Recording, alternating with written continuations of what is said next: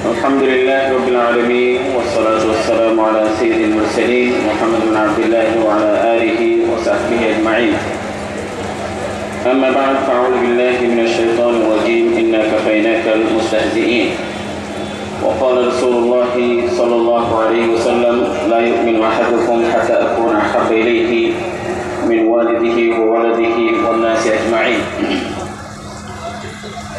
Mr. President, respected ulama, scholars, and seekers of knowledge, and my brothers in Islam, we know that we came together in a very special situation where we have heard some defaming statements given by Nupur Sharma, the spokesperson of BJP ruling party of India, and also the statement given by Naveen Jindal, he is the leader of media department of the BJP ruling party. We know that to love Prophet Muhammad, peace be upon him, is not a matter of choice, rather a matter of faith. Every Muslim, along with us, all over the world, feels pride when he loves Prophet Muhammad, peace be upon him, sallallahu alayhi wa sallam. This is not the first time that we have defaming statement.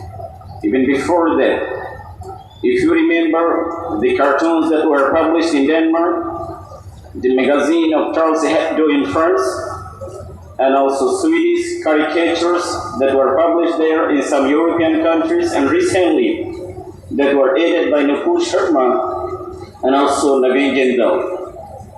We condemn all those statements in the strongest possible terms.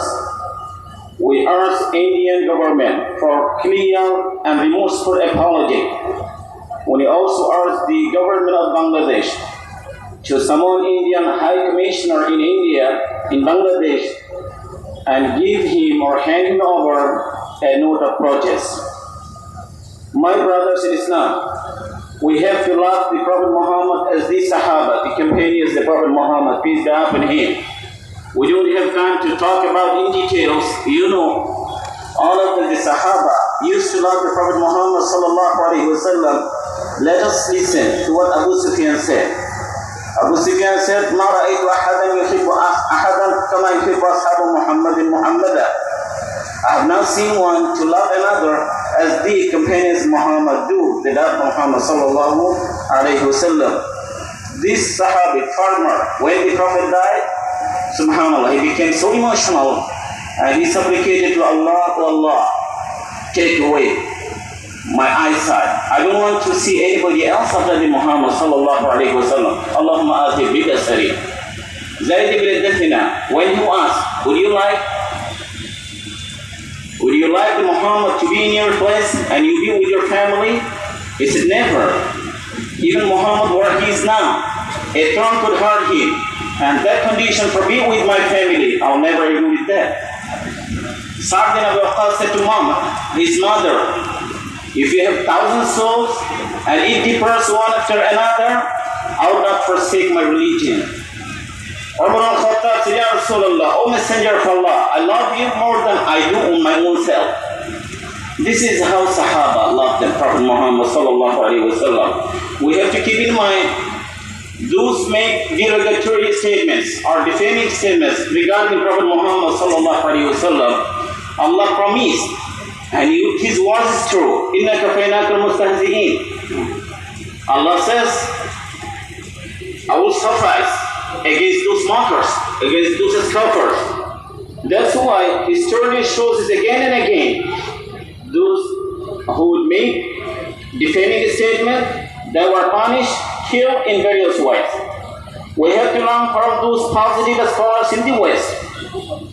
We know Michael H. Hart, who wrote the book, The 100, when he put the Prophet Muhammad on top of list, he said, I chose Muhammad to be on the top. It may surprise some readers, maybe questions by some others, but he was the only supreme person. He was the only person who was successful on both religious and secular level.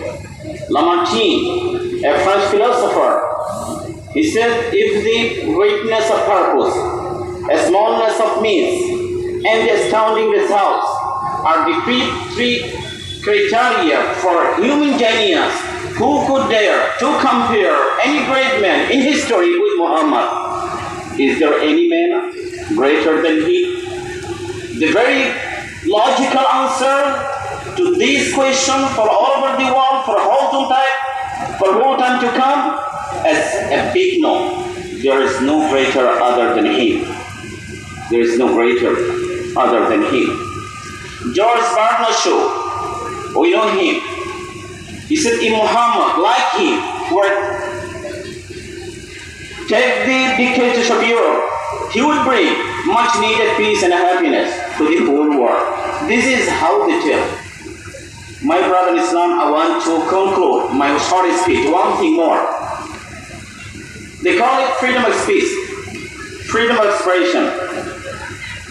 Freedom of speech is allowed as long as you are not violating the freedom of others. I remember when Pope was traveling to Philippines and he was accompanied by key manager or travel manager, Dr. Gaspari. Journalists asked him, what do you say about the insulting Prophet Muhammad? Is it a freedom of speech? He said, no.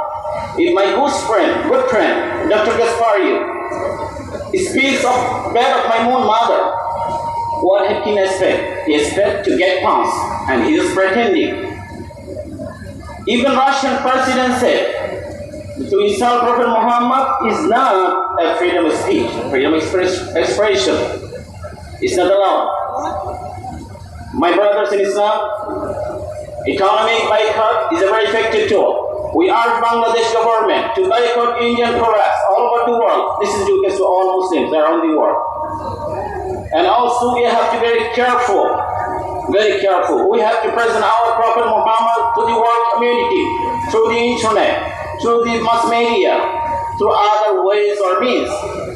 And we have to practice what the Prophet Muhammad sallallahu alaihi wasallam said or told us.